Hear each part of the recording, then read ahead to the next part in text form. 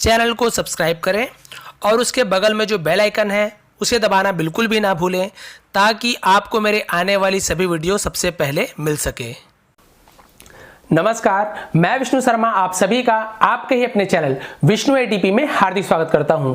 आज हम English speaking के डे 4 में आप सभी का स्वागत करते हैं और आज मैं आपको बताने वाला हूं इंग्लिश के ऐसे बहुत ही छोटे छोटे शब्द जिसे हम किसी भी बोलचाल की भाषा में जब भी हम किसी से बात करते हैं डेली यूज में आप उसे यूज कर सकते हैं। बहुत लंबे लंबे वाक्य ना बोलकर इन छोटे छोटे शब्दों के माध्यम से आप अपनी बात इंग्लिश में किसी के भी सामने अच्छे से रख सकते हैं और आपका सामने वाले पर इससे अच्छा पड़ेगा। यदि कोई आपसे हिंदी में भी बात करता है तो भी आप उसका रिप्लाई इन छोटे छोटे शब्दों में अंग्रेजी में कर सकते हैं। इस प्रकार से आपका आदत भी बनेगा इंग्लिश में बोलने का और सामने वाले को भी सुनकर अच्छा लगेगा कि हाँ इसे भी थोड़ी बहुत नॉलेज है। इसके बाद हम धीरे धीरे आगे बढ़ते रहेंगे। तो चलिए देखते हैं आज हम डे 4 में इंग्लिश के वो छोटे छोटे वाक्य कौन से हैं। इससे पहले आपको एक बहुत ही अच्छी जानकारी देना चाहूंगा। यदि आप भी मेरी तरह यूट्यूबर बनना चाहते हैं, आपके पास भी कोई नॉलेज है, आपके पास भी कोई कला है, आप भी यदि किसी प्रकार की एक्टिंग जानते हैं, डांसिंग जानते हैं, कॉमेडी जानते हैं या फिर आप कुकिंग जानते हैं, आपको मेहंदी लगानी अच्छे से आती है या फिर आप पेंटिंग अच्छे से कर सकते हैं, आपके पास जो कोई भी क्वालिटी हो तो आप एक YouTube चैनल खोल सकते हैं।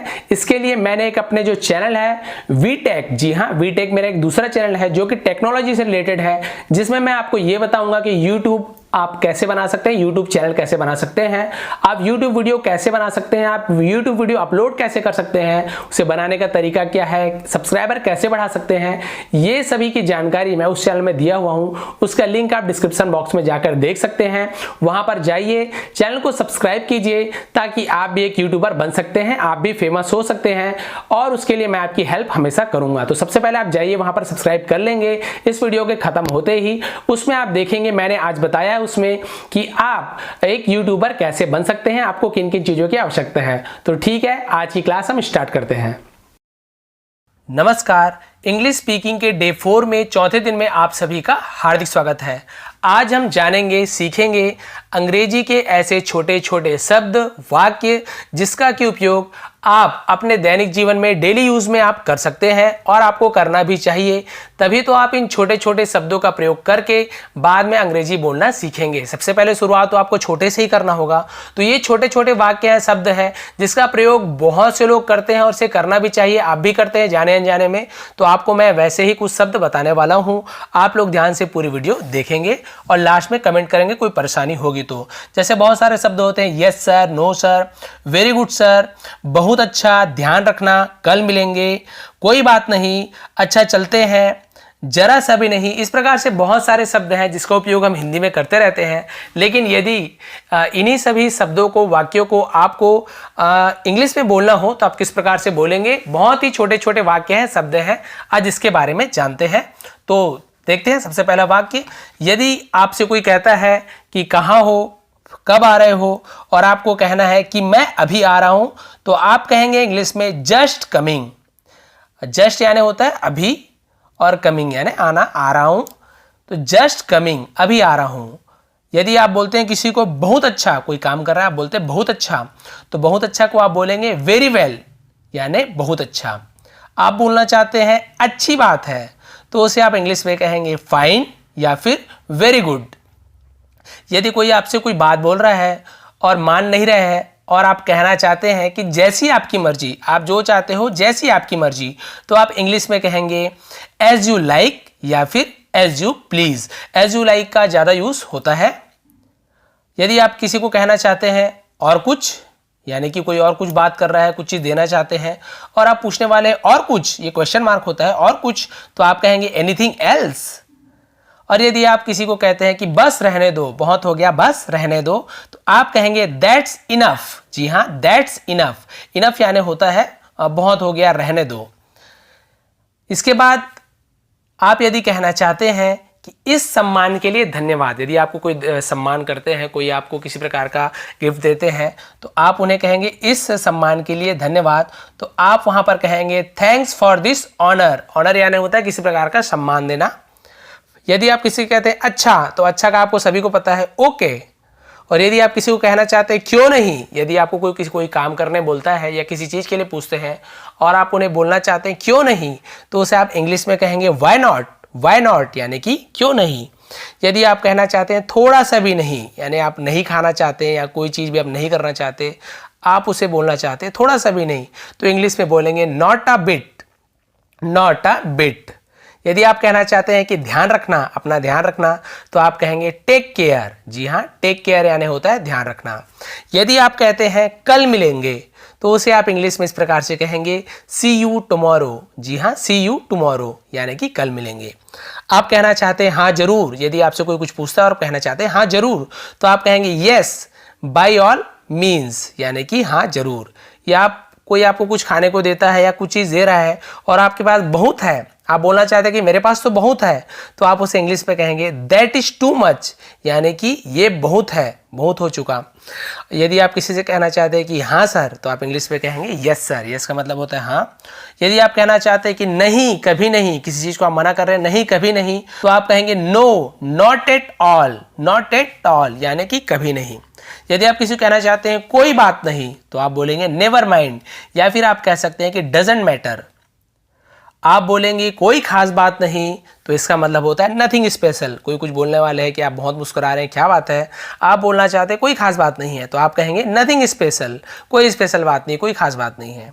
आप किसी को कहते हैं कि आइए, तो आप कहेंगे वेलकम यानी कि आपका स्वागत है, आइए। आप यदि किसी को कहना चाहते हैं कि मुझ पर भरोसा रखें, भरोसा रखें, तो आप कहेंगे रेस्ट अस्योर्ड। जी हाँ, रेस्ट अस्योर्ड, अस्योर्ड यानी होता है भरोसा रखना। बहुत दिन से नहीं देखा, किसी को आप बोलना चाहते हैं कि अरे बहुत दिन हो गया आपको नहीं देखा है, तो आप उसे इंग्लिश में किस प्रकार से कहेंगे, आप कहेंगे लॉन्ग टाइम नो सी यानी कि बहुत समय हो गया आपको नहीं देखा है। आप किसी कहना चाहते हैं अच्छा चलते हैं गुड बाय, तो आप बोलेंगे गुड बाय। जी हाँ, इसका मतलब होता है अच्छा चलते हैं। आपको भी विदा, तो आप बोलेंगे बाय बाय। जरा सा भी नहीं, यदि आप किसी को कहना चाहते हैं कि थोड़ा भी नहीं, बिल्कुल भी नहीं, तो आप बोलेंगे नॉट द लीस्ट, लीस्ट यानी बिल्कुल भी नहीं, जरा से भी नहीं। इसके बाद हम देखते हैं यदि आप किसी को आज्ञा देना चाहते हैं, आदेश देना चाहते हैं। आज्ञा आदेश आपको पता है, किसी को आप कमांड देना चाहते हैं या ऑर्डर देते हैं, तो आप क्या बोलेंगे। जैसे कि आप किसी को बोलना चाहते हैं कि रुको, तो आप कहेंगे आई से स्टॉप, स्टॉप यानी होता है रुकना। यदि आप किसी को बोलते हैं बोलो, तो आप इंग्लिश में बोलेंगे बोलना यानी स्पीक, तो आप बोलेंगे स्पीक। आप यदि कोई आपसे हिंदी में भी बात कर रहा है, तो आप उसे इंग्लिश में उससे बात कर सकते हैं इन छोटे छोटे शब्दों के माध्यम से। यदि आप किसी को बोलते हैं सुनो, तो उसका इंग्लिश में होता है लिशन, लिशन यानी सुनना। आप बोलते हैं यहाँ ठहरो, तो आप बोलेंगे वेट हियर। आप किसी को बोलते हैं इधर आओ, किसी को बुलाते हैं, तो आप उसे बोलेंगे कम हियर, कम यानी आना, हियर यानी यहाँ यानी इधर आओ। यदि आप बोलते हैं इधर देखो, तो उसका मतलब होता है लुक हियर। यदि आप किसी को कुछ चीज़ देते हैं और बोलते हैं यह लो, तो इसका मतलब होता है टेक इट, टेक इट यानी ये ले लो। बाहर इंतजार करो, तो आप बोलेंगे वेट आउटसाइड, वेट यानी होता है इंतजार करना, आउटसाइड यानी बाहर, बाहर इंतजार करो। यदि आप किसी को बोलते हैं कि ऊपर जाओ, या सीढ़ी से बोलना है आपको या कैसे भी आप बोलना चाहते हैं ऊपर जाओ, तो उसका मतलब होता है गो अप, अप यानी ऊपर, गो यानी जाना। किसी को आप बोलना चाहते हैं उतर जाओ, कोई ऊपर चढ़ गया है, आप उसे बोलना चाहते हैं उतर जाओ, तो आप बोलेंगे गेट ऑफ, गेट ऑफ यानी उतर जाओ। तैयार हो जाओ, आपका बच्चा हो, आपके दोस्त हो, किसी को भी आप बोलना चाहते हैं कि जल्दी तैयार हो जाओ या तैयार हो जाओ, तो आप बोलेंगे बी रेडी या फिर गेट रेडी।